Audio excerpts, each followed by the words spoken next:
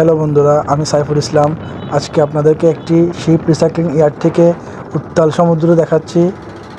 পাশে বড় বড় বিশাল আকারের জাহাজ দেখা যাচ্ছে। এখন দেখাবো কিভাবে মানুষ জাহাজ থেকে নামতেছে এই উত্তাল সমুদ্রের মাঝে। দেখতে পারতেছেন বিশাল বিশাল আকারের ঢেউ আসতেছে। খুবই সুন্দর লাগতেছে দেখতে, কিন্তু অনেক ভয়ঙ্কর ভয়ঙ্কর সুন্দর বলা যায় জিনিসটা। হ্যাঁ দেখেন বন্ধুরা,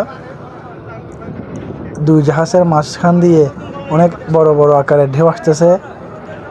এখানে বড় বড় আকারের ঢেউ আসার কারণটা হচ্ছে দুইটা জাহাজ পাশাপাশি মাঝখান দিয়ে একটার সাথে একটা বাড়ি খেয়ে এই ঢেউগুলো সৃষ্টি হয়, বড় আকারের ঢেউগুলো সৃষ্টি হয়।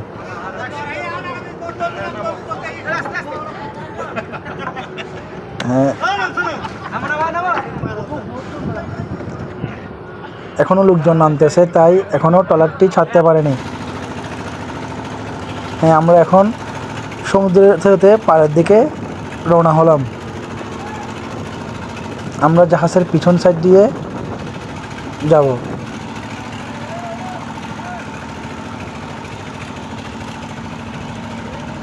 দেখতে পারতেছেন সমুদ্র অনেক গভীরতা। সমুদ্র মানেই প্রশান্তি, সমুদ্র মানেই শান্তি। এই সিগন্যালের মধ্যে ঘূর্ণিঝড়ের দিনে সমুদ্রটা উত্তাল হয়ে ওঠে, দেখতে অনেক সুন্দর লাগে, যাকে বলা হয় ভয়ঙ্কর সুন্দর।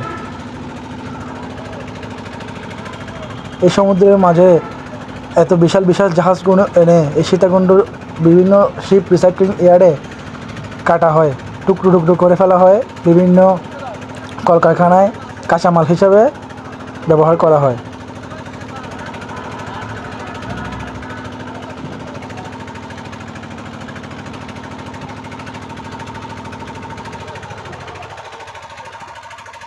আপনারা যারা এই উত্তাল সমুদ্রে ট্রলারে করে ঘুরে বেরিয়েছেন, তারা নিশ্চয়ই কমেন্টে জানাবেন।